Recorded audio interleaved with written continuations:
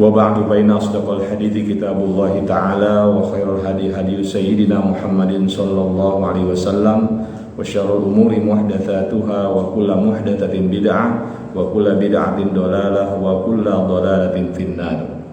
Wa bis sanadil muttasil al-imamil muallif rahimahullahu ta'ala wa adama nafa bihi wa bi ulumihi bid daraini amin. Qala as-siyamu awis saumu. Jadi pada malam hari ini sesuai dengan permohonan saya pada pertemuan yang terakhir kemarin, kita menjelang Ramadan, ya, tarahib Ramadan, menyambut datangnya bulan suci Ramadan, maka kita kembali membahas tentang hal yang berkaitan dengan ibadah puasa.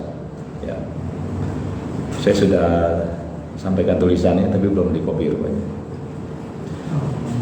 Ya. Bulan Ramadan ini ya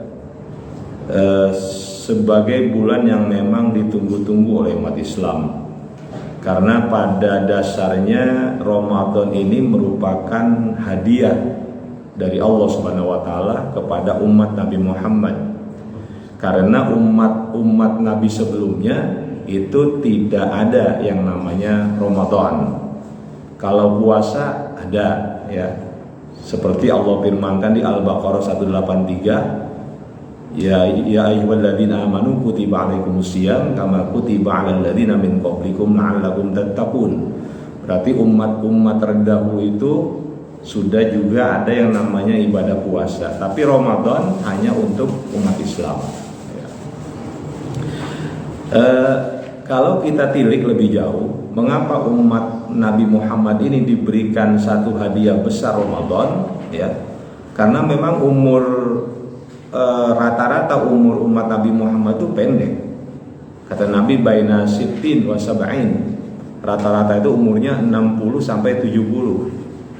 Yang di atas itu ya ada tapi jarang. Umumnya 60-70. Sedangkan umat yang terdahulu itu kan usianya panjang-panjang. Ya, bisa 200 tahun, bisa 400 tahun, bisa 800 tahun usianya. Dan kita mungkin merasa iri, ya. Kenapa? Dengan usianya 60-70 dibanding dengan usia 200 tahun, ya, 500 tahun, itu kan kesempatan untuk ibadah kita lebih sedikit. Ya, lebih sedikit karena umur kita lebih pendek. Ya, ini. Oleh sebab itu mungkin ya ini menjadi bagian yang menguntungkan bagi kita dengan adanya Ramadan. Ya. Nah, Nabi dalam salah satu sabdanya yang dikenal sebagai hadis Salman, karena hadis ini diriwayatkan oleh oleh Salman Al-Farisi. Sahabat Salman Al-Farisi mengatakan, ya, khotobana Rasulullah SAW fi akhir Sya'ban. Rasul berkhutbah, ya, kepada kami di akhir bulan Sya'ban. Apa yang Rasul sampaikan? Ayyuhan nas, qad azallakum syahrun azimun mubarak. Ya, wahai manusia, sungguh kalian telah dinaungi oleh satu bulan yang agung dan dipenuhi keberkahan.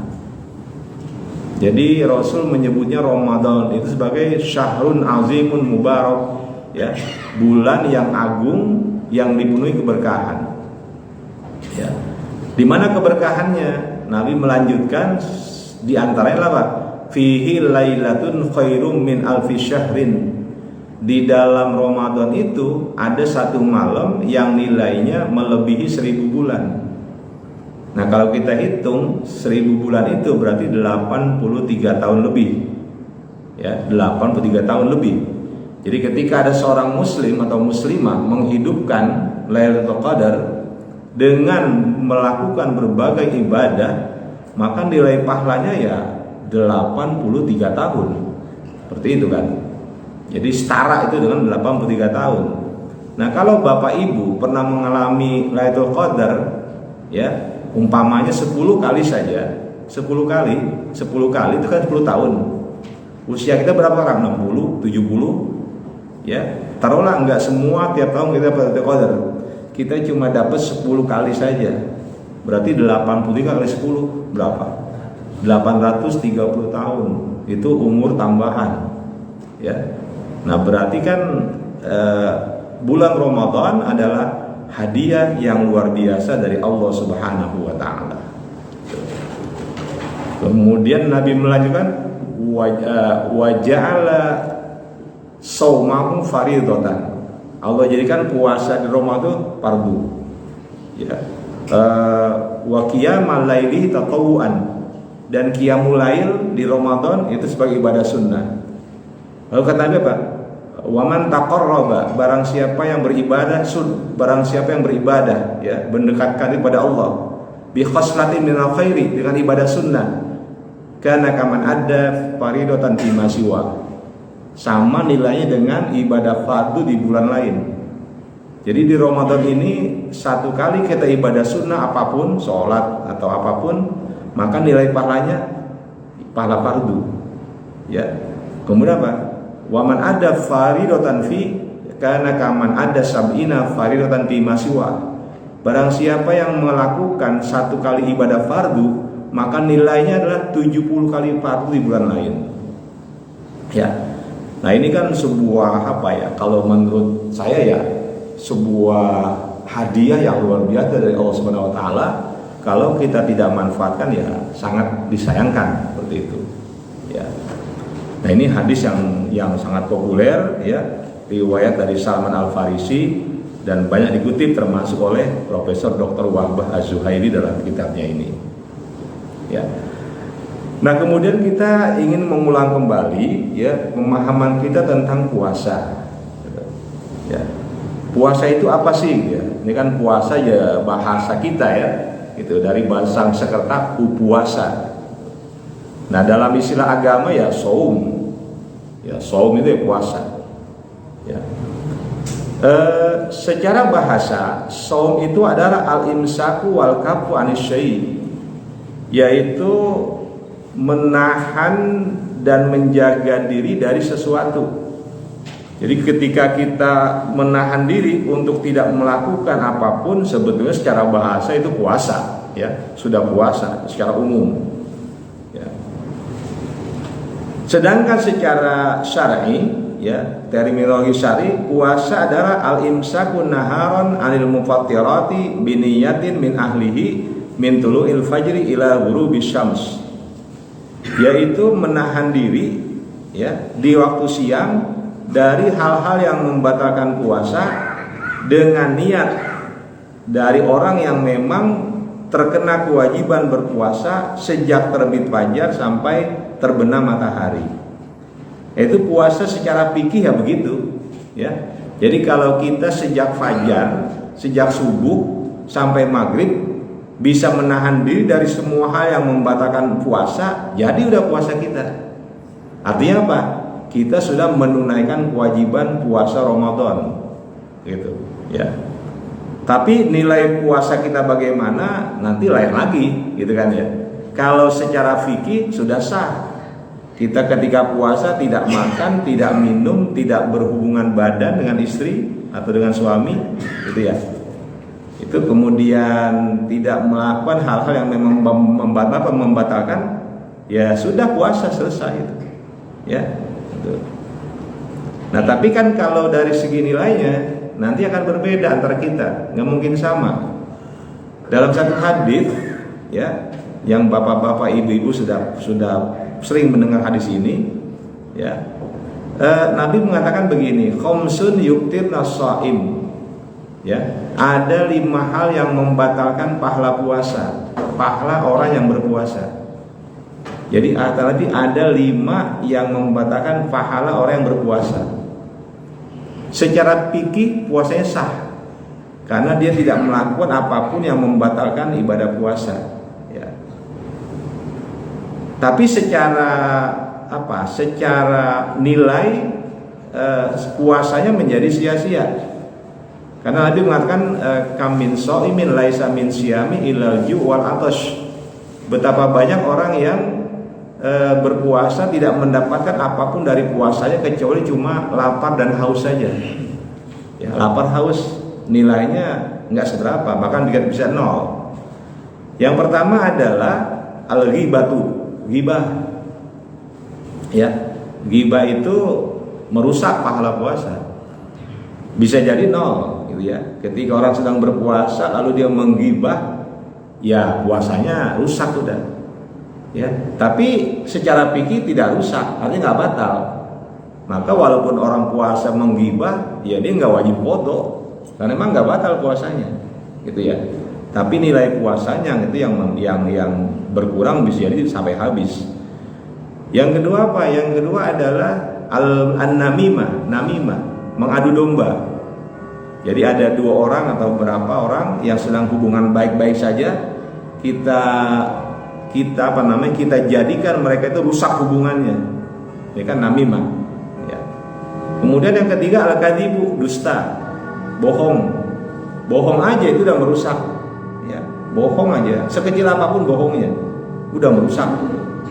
Kemudian yang keempat an-nazar bisyahwah, memandang lawan jenis dengan syahwat. Ya, walaupun di HP umpamanya, ya, di HP atau di televisi atau dimanapun, langsung atau tidak langsung, itu ketika melihat lawan jenis dengan syahwat, rusak juga puasanya, nilainya. Kemudian yang kelima adalah yaminul kadzib, yaitu sumpah palsu. Ketika dia bersumpah, wallahi demi Allah, tapi ternyata isi sumpahnya kebohongan, ya, itu membatalkan pahala puasa. Nah ini yang susah sebetulnya, ya. Yang susah yang bagian ini. Ya mungkin lebih tepat apa? Inilah tataran puasa dalam pemahaman sufi, ya, kebersihan hati. Jadi bersihnya hati yang akan membuat puasa itu menjadi bagus, ya, seperti itu. Makanya wajar kalau Imam Al-Ghazali kan membagi puasa jadi tiga kan, puasanya orang awam, puasa orang khusus, ya, yang tidak bisa memuasakan anggota tubuh, mata masih kemana-mana, lidah nggak bisa dikontrol, kalau awam itu. Atau puasa orang khusus, puasa yang dimana orangnya sedang bisa menjaga semua anggota tubuhnya, lidahnya, matanya, tangannya, kakinya, semua dia jaga sehingga dia menjadi orang yang betul-betul punya al-akhlaqul karimah, akhlak yang sangat mulia. Para bapak dan ibu yang saya hormati, ya. Kemudian ya, terkait dengan ibadah puasa tadi, di antara sahnya, nanti silakan dibaca saja di situ ya. Di antara sahnya ibadah puasa kita, baik Ramadan atau bukan Ramadan, adalah niat. Ya, niat ini kan hal yang paling pokok. Kenapa? Innamal a'malu binniyat. Ya, kata Rasul, sesungguhnya semua amal itu tergantung pada niatnya. Nah, niat puasa Ramadan, ya, ini harus tabiat. Artinya apa? Niat itu terlintas di hati kita pada malam hari sebelum masuk waktu subuh. Terserah mau jam berapa. Mau jam 12, ya, mau jam 10, mau jam 8, ya, pokoknya sebelum subuh. Sebelum subuh itu sudah ada niat untuk puasa Ramadan. Tuh, ya. Bagaimana kalau orang umpamanya niat puasa Ramadan pas masuk subuh? Tidak sah. Ya. Berbeda dengan ibadah yang lain, ya, puasa itu niatnya sebelum melakukan. Kalau yang lain ibadah itu niatnya pada saat dilakukan. Contoh, kita wudhu, maka niatnya itu persis ketika kita basuh wajah, di situ ada niat. Kita sholat, niat sholat persis ada ketika kita takbiratul ihram, Allahu Akbar, ada niat di situ.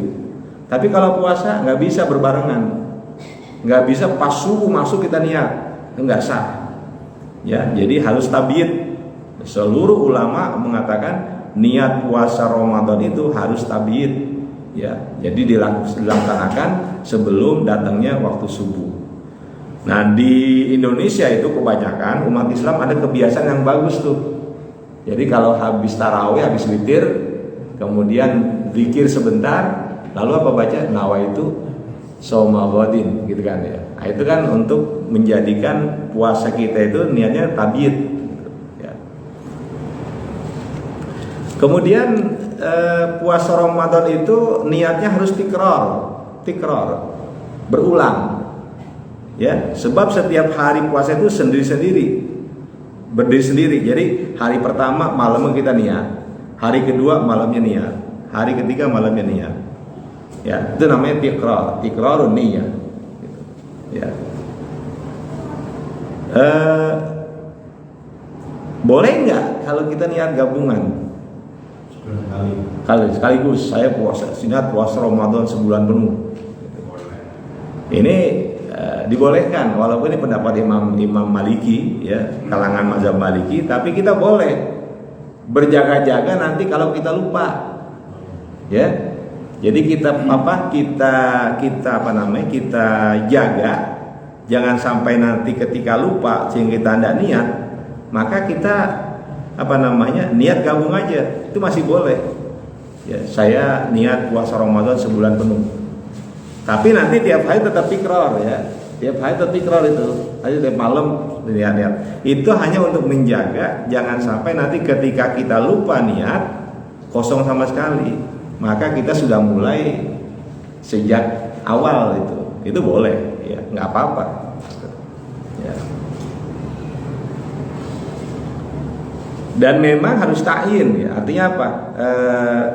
Niat itu harus ditentukan, ya, puasa Ramadan.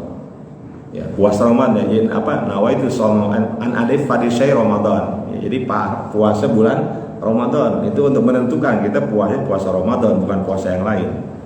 Seperti itu. Ya. Oke. Kemudian yang berikutnya, ya, hal yang berkaitan dengan yang membatalkan yang membolehkan orang tidak berpuasa Ramadan. Ya. Ada uzur, ya. Jadi boleh orang tidak berpuasa Ramadan. Yang pertama, orang yang memang tidak mampu berpuasa, ya, tidak mampu berpuasa. Contohnya, ya, orang yang sedang sakit boleh tidak berpuasa Ramadan, tapi nanti diganti di bulan berikutnya, ya. Kemudian orang yang dalam keadaan sakit yang sulit untuk sembuh. Dia nggak mungkin sembuh, sakitnya sudah begitu rupa, ya. Nah, orang seperti ini dia nggak usah qadha, dia cukup bayar fidyah saja, mengganti dengan fidyah satu hari satu fidyah, gitu, ya. Karena udah nggak mungkin sembuh dia, nggak mungkin dia puasa, ya. Kemudian yang berikutnya yang termasuk tidak mampu adalah orang yang udah tua, ya, udah tua renta, umur 100 umpamanya, fisiknya udah lemah, nggak mungkin dia puasa Ramadan. Dia boleh meninggalkan Ramadan puasanya, kemudian dia bayar fidyah. Satu hari satu fidyah seperti itu, ya. Nah, ini yang pertama, orang yang sakit, ya. Orang yang sakit dia tidak berpuasa Ramadan nanti dibayar pada kesempatan bulan setelah Ramadan. Orang yang tidak bisa lagi diharapkan kesembuhannya cukup bayar fidyah, karena dia nggak mungkin qadha. Orang yang sudah tua renta, yang secara fisik udah nggak mungkin dia puasa Ramadan, sama dia hanya bayar fidyah, tidak usah mengqadha, ya. Kemudian yang berikutnya, orang yang sedang musafir, ya. Musafir bagaimana? Musafir dalam jarak yang sudah dibolehkan untuk mengqosor sholat yang 4 rakaat. Dia boleh tidak puasa Ramadan, dengan catatan ketika umpamanya dia mau musafir itu berangkatnya sebelum subuh, ya. Umpamanya ini hari apa nih? Ini hari Senin, ya, besok Ramadan umpamanya, besok Ramadan. Maka dia berangkat nanti malam tuh, jam berapa? Jam 2 umpamanya berangkat. Kemana? Ke Jawa Timur. Maka besoknya itu hari Selasa dia boleh nggak puasa, ya, dia boleh nggak puasa. Tapi kalau dia berangkatnya besok Selasa setelah subuh, ya, baru dia berangkat musafir, dia tidak boleh meninggalkan puasa Ramadan hari itu. Tapi yang berikutnya boleh, karena udah musafir kan. Tapi pada hari pertama itu dia tetap harus puasa. Kenapa? Karena berangkatnya sesudah subuh, gitu. Ya, dia harus puasa itu, seperti itu. Ya. Nah, ketika dia musafir, kan dalam mazhab Syafi'i itu kan 3 hari masa musafirnya kan. Ketika dia berdiam di satu tempat, ya selama 3 hari selesai udah musafirnya, dia harus puasa berikutnya karena udah selesai masa musafirnya. Ya, itu. Bagaimana kalau sopir bus malam, ya remandir, tarodud, Jakarta, Surabaya, balik lagi. Nah, menurut mazhab Syafi'i nggak boleh, dia tetap wajib puasa. Ya, dia tetap wajib puasa. Jadi tarodud itu dia orang yang terus menerus mudawamah dalam safar karena dia menjadi sopir, itu tidak dibolehkan untuk meninggalkan puasa Ramadan. Ya, gitu. Bapak Ibu yang saya hormati, kemudian ibu yang sedang menyusui boleh meninggalkan Ramadan. Ibu yang sedang hamil boleh meninggalkan puasa Ramadan. Ya, itu. Bagaimana caranya? Kalau ibu yang sedang hamil atau sedang menyusui dia tidak puasa Ramadan, khawatir terhadap keselamatan anaknya, maka dia wajib melakukan 2 hal nanti ketika selesai Ramadan. Yang pertama, dia mengqadha puasanya. Yang kedua, mengeluarkan fidyah. Karena tidak puasanya dia itu karena khawatir pada anaknya. Gitu. Nanti kalau saya puasa, anak saya nanti susunya nggak bagus, gitu, mamanya ya, sehingga efeknya gizinya nggak bagus buat anak, umpamanya, ya. Atau lagi hamil, kalau saya puasa nanti khawatir janin yang dikandung terpengaruh, gitu ya, maka dia nggak puasa. Nah, kalau kekhawatiran macam itu, maka si ibu melakukan 2 hal. Sekali lagi, yang pertama dia mengqadha puasa yang dia tinggalkan berapa hari. Yang kedua, dia harus bayar fidyah atas hari-hari yang dia tidak puasa. Ya. Tapi kalau ibu itu hanya khawatir pada keselamatan dirinya, umpamanya kalau saya puasa ini berbahaya buat saya, ya, maka ibu tersebut cukup hanya mengqadha puasa saja, tidak membayar fidyah, ya. Gitu. Baik, Bapak Ibu yang saya hormati, kemudian orang-orang ya atau puasa kita menjadi batal itu saya ada 10 ya yang saya tuliskan di situ, ya. Bila mana itu dilakukan, maka puasa yang sedang dilaksanakan itu menjadi batal, ya. Nah, termasuk yang umpamanya nih kita habis sahur, gitu ya. Setelah sahur kemudian ada bagian makanan yang kecil saja, ya. Ada tuh kita tahu terselip, lalu keluar, sengaja kita telan, itu udah batal. Walaupun hanya sebesar biji wijen. Nah, biji wijen itu walaupun sebesar itu tetap batal karena sengaja, kecuali tertelan. Kalau tertelan ya itu enggak apa-apa, gitu, seperti itu, ya. Oke. Kemudian ada beberapa hal yang terkait dengan sunnah-sunnah selama kita puasa, yaitu ada beberapa yang mesti kita perhatikan, ya. Terutama itu ada bagian yang saya tulis meninggalkan sesuatu yang tidak ada gunanya, ya. Ketika kita berbicara nggak dosa sih, tapi nggak nahan kita bicara terlalu banyak, gitu ya, itu nggak bagus, gitu. Kemudian menyaksikan nonton macam-macam, dengerin musik segala macam yang membuat kita lalai dari ibadah, itu pun disunahkan untuk ditinggalkan, ya, agar kita ini puasa sebulan penuh bukan hanya sekedar memenuhi kewajiban, tapi juga kita kepengen puasa kita berkualitas, begitu, dan berupaya untuk memenuhi sunnah-sunnahnya, ya, itu seperti itu, ya. Saya kira ini selebihnya seperti pesan dari Pak Ibnu, ya, untuk memberi kesempatan kepada jemaah, ya, menambahkan atau mengomentari atau bertanya, ya, disilakan, ya, disilakan saja, ya. Assalamualaikum warahmatullahi wabarakatuh.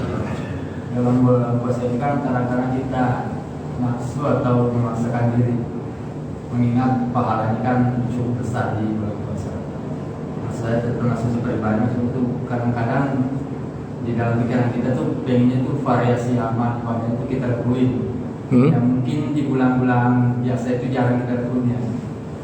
Apakah itu maksudnya ada masalah? Misalkan saya cuma sedekah subuh, kita tuh niatin setiap sholat sedekah. Dan jalan-jalan kita lakukan misalkan nengokin orang sakit, mungkin kadang-kadang itu tetangga wah tumben nengokin orang sakit nih. Yang mungkin kalau saudara sih ya kita nengok, tapi tetangga tuh maksudnya di dalam pikiran kita itu terkadang memang ada nafsu itu, maksudnya bagaimana mengolahnya itu Pak. Maksudnya hal-hal kita kan ingin variasi semua ibadah yang bernilai tinggi. Iya. Ya, terkait dengan ingin menambahkan nilai ibadah gitu ya, nilai ibadah. Kita ini tidak upayakan jangan sampai kita ini terganggu dari hal-hal yang membuat kita justru tidak melakukannya, gitu ya. Jadi kalau saya kerjakan nanti orang komentari apa gitu ya, seperti itu. Sehingga sebetulnya sih bukannya nafsu kita untuk memvariasikan ibadah ya gitu ya, tapi kita emang kepengen agar ibadah Ramadan ini punya nilai lebih ya, nilai tambah gitu. Sehingga hal-hal yang sebelumnya kita nggak lakukan ya, maka itu kita lakukan. Contohnya deh, mungkin di luar Ramadan jarang kita qobliyah ba'diyah, itu kan ya. Ya, jarang kita itu umpamanya membantu orang lain. Ya. Nah ini kan ketika kita melakukannya di Ramadan, di samping kita ingin menambah nilai ibadah kita, juga kita kepengen ini bakal menjadi satu kebiasaan. Ya. Nah kan ada banyak yang mengatakan jangan jadikan Ramadan sebagai Tuhan. Artinya apa? Hanya Ramadan aja dikencengin gitu ya. Tapi di luar Ramadan menurun lagi ya. Ini juga sebetulnya memang walaupun ya tidak sampai sebegitu ya, bukan kita menuhankan Ramadan, tapi memang sebaiknya itu menjadi satu hal yang ajeg gitu, yang terus kita kerjakan gitu ya, seperti itu. Gitu. Jadi bukan hanya Ramadan saja sebetulnya ya. Jadi ya kita harus melanggengkannya gitu, gitu.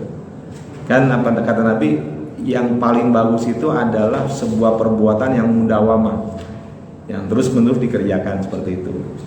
Ya jadi kalau besok Ramadan kita menjenguk orang yang sakit, teman yang sakit, tetangga yang sakit, ya nanti juga begitu. Ya, bukan hanya di Ramadan. Ya. Jadi memang saya sering saya berang gini, dalam ibadah memang kita itu ada targhib, ada tarhib. Ya, itu selalu muncul tuh. Apa targhib? Motivasi. Apa tarhib? Ancaman. Kalau kita mengerjakan ini maka begini pahalanya. Itu masih kelas kita tuh. Memang kita begitu. Kalau kita mengerjakan ini akan ada ancaman begini. Jadi kita nggak ngerjain, gitu ya. Itu namanya Pak targhib wa tarhib. Ya, pakai h ya, bukan pakai h. Kalau pakai h menyambut, menyongsong. Ini tarhib, ancaman. Ya kita ibadah memang gitu, ada targhib, ada motivasi, ya dorongan, gitu ya. Ada yang namanya tarhib, ancaman. Itu yang membuat kita menjaga jadi ibadahnya begitu. Ya, sehari seperti itu. Ya, wallahu a'lam bishawab. Ada lagi? Ya silakan. Saya sampaikan tadi bahwa puasa itu nilainya sangat melipat tindakan itu. Maksudnya kalau mau berdua pahala juga namanya. Sekarang kan ada namanya surga bagi orang yang berpuasa. Kira-kira untuk menggapai surga tersebut, som yang bagaimana gitu yang mampu mencapai surga Allah. Iya. Satu, yang kedua tentang fidyah. Fidyah itu ada sebagian ulama mengatakan bahwa 1,5 sok ada. 1,5 sok tiap hari. Tapi pada kenyataannya di masyarakat kadang-kadang satu kali makan gitu sesuai dengan menu yang dia makan. Iya. Kira-kira juga pengertian fidyah yang lebih sesuai dengan contoh Rasulullah itu yang gimana? Baik, oke. Terima kasih. Ya, masih banyak. Ya, memang ada hadis ya yang mengatakan bahwa untuk mereka yang berpuasa, bukan cuma Ramadan ya, semua puasa itu ada pintu surga namanya Ar-Rayyan. Ya, jadi tidak akan ditutup pintu tersebut kecuali semua orang yang rajin puasa itu masuk. Jadi buat Ramadan ya, bukan yang Ramadan, puasa Senin Kamis, Ayyamul Bid, ya puasa Arafah, puasa Asyura. Itu orang-orang yang rajin berpuasa itu memang ada spesial ya, Ar-Rayyan. Bagaimana untuk mencapai bisa masuk surga melalui pintu Ar-Rayyan? Ya, itu kembali kepada kualitas puasanya. Jadi puasa yang tidak hanya memuasakan syahwat perut dan kemaluan, tapi juga puasa yang memuasakan semua anggota tubuh. Jadi menjaga anggota tubuh dari segala macam hal yang tidak bagus, yang tidak baik. Ya, ini sulitnya di situ ya. Jadi kalau sekedar berpuasa secara fikih, sebetulnya kalau kita pikir binatang juga bisa. Baik, kita punya peliharaan dari subuh sampai maghrib kita nggak beri makan, nggak beri minum, tidak beri kesempatan berhubungan dengan lawan jenisnya, nggak ada masalah begitu. Itu bisa aja, nggak ada masalah. Ya, karena memang nggak berat itu. Tapi ketika berpuasa secara total itu yang susah. Nah, bagaimana puasa yang total dicontohkan dalam Al-Quran? Ya, banyak sebagian ulama mengatakan ini sebagai bagian contoh, yaitu puasanya Siti Maryam. Ya, ketika beliau difitnah karena punya anak tanpa ayah, gitu kan ya, tuduhan macam-macam, maka Siti Maryam menjawab dengan kalimat yang diabadikan dalam surah Maryam, inni nadartu lirrahmani shauma, sungguh aku telah bernazar kepada Tuhan untuk berpuasa. Dan ulama tafsir mengatakan puasa yang dimaksud adalah al-imsaku anil kalam, menahan diri dari bicara. Uniknya kata-kata saum cuma di situ satu-satunya. Di ayat yang lain menggunakan kata siam, bukan saum. Ya, jadi cuma di surah Maryam itulah ada kata saum. Ya, selebihnya itu terkait dengan puasa semua pakai siam. Ya, maka yang paling sulit berpuasa menjaga anggota tubuh. Contohnya apa? Siti Maryam menyontohkan lidah. Dia nggak mau bicara. Orang mau bilang apapun, menuduh apapun, diam, nggak mau komen. Ya, itu yang sulit sebetulnya.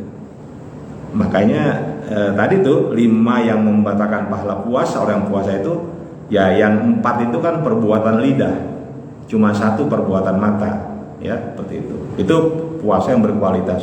Maka Imam Ghazali tadi mengatakan somul am, ya somul khusus, somu khususil khusus. Puasa orang awam, puasa orang khusus, dan puasa orang yang khususil khusus, sangat spesial. Ya, itu yang pertama. Yang kedua tadi apa? Pidyah itu gini. Saya mengambil dari Prof. Dr. Wahab Az-Zuhaili dalam Al-Fiqhul Islam wa Adillah tuh, beliau mengatakan bahwa fidyah itu volumenya adalah 700 gram. Ya. Kalau ingin menyempurnakan 1 kilo umpamanya ya, menyempurnakan. Tapi secara ukuran itu dulu kan Nabi pakai ini, pakai genggam ini kan. Maka dikonversi kalau ke ukuran berat itu, kalau Prof. Wahbah mengatakan 700 gram. Kemudian ada yang mengatakan memberikan makan ya sesuai dengan kebutuhan yang paling dasar. Artinya makanan pokok dengan lauk pauknya, ya itu pun menjadi lebih bagus. Ya, dalam batasan hukum fikih formal mengeluarkan beras itu sudah cukup, tapi menjadikannya sebagai makanan yang bisa dikonsumsi ya oleh fakir miskin ya dalam 1 kali makan itu lebih bagus. Umpamanya 1 kilo beras itu umpamanya berapa? 15.000 atau 20.000 gitu ya. Lalu kita berikan apa? Kita berikan makanan yang sudah bisa dikonsumsi dengan nilai 25.000, kan lebih bagus. Tuh, ya. Maka ada yang berpendapat semacam itu. Ya sah-sah saja. Ya sah-sah saja. Itu ya seperti itu. Malah lebih bagus. Sama dengan begini Pak, yang satu itu ketika kita memberikan makanan minuman berbuka kepada orang berpuasa, itu kan nilainya besar ya. Pahalanya sebesar pahala orang yang mengonsumsi makanan minuman kita berikan. Tapi memberikan makanan yang membuat dia kenyang itu lebih bagus lagi. Ya, jadi kita dalam ibadah ya harus ngambil yang lebih bagus kan, ya, yang lebih ahsan gitu. Ya, terima kasih banyak. Wallahu a'lam bishawab. Ya. Oh iya. Ya, izin misalkan orang tua kita udah meninggal. Gimana caranya kalau dulu puasanya masih puasa untuk ujian? Iya. Yang kedua masalah itu namanya transfusi darah sama infus itu batal enggak? Oh iya, baik. Terima kasih. Itu ya. Ya. Baik. Untuk orang tua kita yang masih punya kewajiban puasa, kan udah meninggal, ya, meninggal lalu ada puasa Ramadan yang dia tinggal, yang dia dulu nggak puasa, sakit mungkin, ketika sakit dia nggak puasa, maka boleh diganti dengan fidyah. Kita bayar fidyahnya, ya 1 hari puasa 1 fidyah, 1. Yang kedua boleh menggantikannya dengan puasa. Jadi anaknya berpuasa, niatnya untuk orang tuanya, sah, ya. Jadi berapa lama orang yang puasa? Orang tua puasa umpamanya 1 bulan penuh dia sakit nggak puasa. Anak ada berapa? Anak ada 5, bagi 5 aja. Ya, berarti 30 hari, umpamanya bagi 5, 6 hari. Jadi anak pertama 6 hari, nah 2 6 hari, 6 hari untuk membayar puasa yang orang tua dulu nggak laksanakan. Itu boleh. Ya, sebagaimana badal haji boleh kan? Ya, orang tua kita belum haji, lalu kita menghajikannya. Sampai nggak sampai? Karena Nabi pernah itu kan ditanya begitu, ya Rasul, ibu saya meninggal, lalu ibu saya belum haji, boleh nggak saya menghajikannya? Boleh. Gitu. Terus gimana kan niatnya puasa, gimana niat puasa niatnya? Niat puasa untuk orang tua, gitu aja, sebagai foto orang tua. Ya. Kemudian yang kedua tadi Transfusi darah sama transfusi tak boleh. Transfusi itu nggak boleh, infus nggak boleh, iya. Itu ya, kecuali itu nggak boleh. Kalau mengeluarkan darah boleh. Kalau kita diambil darahnya boleh. Makruh aja, makruh. Ya, seperti orang bekam itu kan, bekam itu makruh. Fasdu makruh.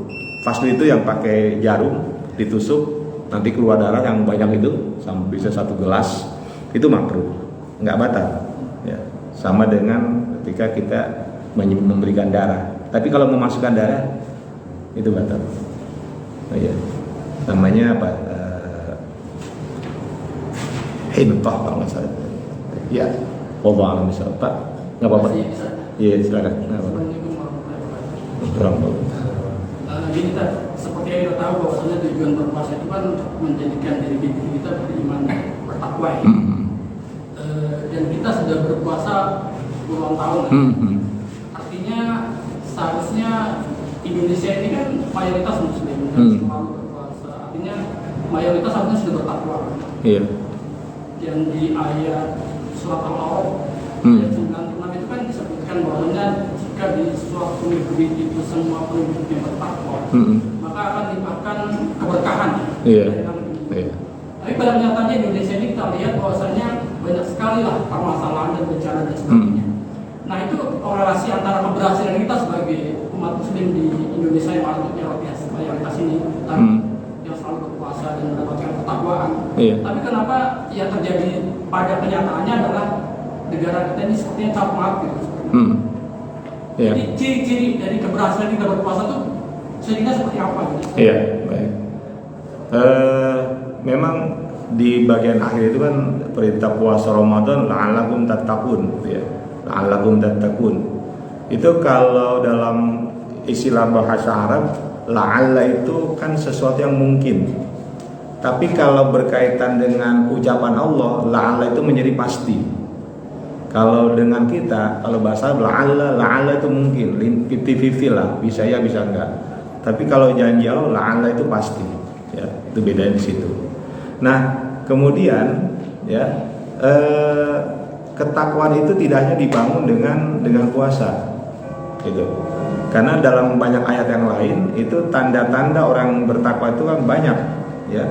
Jadi di Al-Baqarah dan juga tuh, ya, alladzina yu'minuna, ya, itu kan al-yubil ghaibi wa yuqimuna shalah dan seterusnya. Jadi sebetulnya ketakwaan itu tidak hanya melalui hanya satu, ya, puasa, tapi dia itu banyak hal yang mesti dipenuhi. Nah, sekarang kalau kita kaitkan dengan kondisi sosial, gitu ya, masyarakat, tentunya tidak semua mereka yang Muslim itu melaksanakan ibadah sesuai dengan yang seharusnya.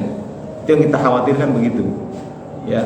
Yang kita khawatirkan itu apa? Beribadah, tapi kemudian banyak unsur-unsur lain yang menyertainya, ya, ketidakikhlasan, riya, sum'ah, segala macam, ya. Itu yang kemudian menghilangkan nilai-nilai ibadah kita, sehingga ibadah yang dilakukan itu tidak berbekas. Kenapa ada berbekas? Ya karena cara ibadahnya sudah tidak benar lagi. Artinya apa? Contoh kalau ketika sholat, ya, orang sholat bisa jadi dia tidak paham tentang sholatnya, gitu. Bahkan dia tidak paham tentang toharohnya. Ketika dia toharoh, contoh istinja saja, salah dari istinjanya, maka semuanya udah jadi rusak semua itu kan, ya. Dari istinja udah salah, maka semua akan salah, begitu. Nah, apa yang jadi masalah kita di sini? Kebodohan, Pak. Ya, jadi kebodohan artinya apa? Tidak mempelajari, ya, agama kita ini secara baik dan benar. Jadi banyak hanya sifatnya formalitas, menggugurkan kewajiban, begitu, ya. Maka sebetulnya ibadah-ibadah yang kita laksanakan itu, dia kan Islam itu kan ada 3 bangun yang menjadi pilar, ya, yang disebut arkanuddin, yaitu apa? Rukun Islam, rukun iman, dan yang ketiga ihsan. Kan 3 itu, ya. Mungkin secara keislaman ibadah udah dilaksanain, ya. Secara keimanan belum tentu, ya. Kan susah alat ukurnya nih. Alat ukur keimanan itu susah, sebab ada di batinnya kita. Belum lagi ihsan, akhlak kepada Allah, akhlak kepada manusia. Jadi sebetulnya variabelnya banyak benar, gitu. Variabel takwa itu banyak. Artinya hal-hal yang mendukung ketakwaan itu nggak satu, nggak puasa, tapi begitu banyak yang harus mendukungnya, begitu. Sehingga ya saya selalu khawatir jangan-jangan ya banyak umat Islam di negeri kita ini ya hanya sebatas formalitas, ya. Bahkan hanya menyantumkan Islam sebagai agama, ya. Nah, tidak melaksanakannya, begitu, ya. Ya mudah-mudahan dengan puasa yang kita lakukan besok, ya terbentuklah pribadi-pribadi yang bertakwa, ya, yang sebetulnya ya saya katakan tadi bahwa tidak hanya puasa ini, ya, yang membentuk orang menjadi takwa, tapi juga perlu kepada hal-hal yang ibadah-ibadah yang lain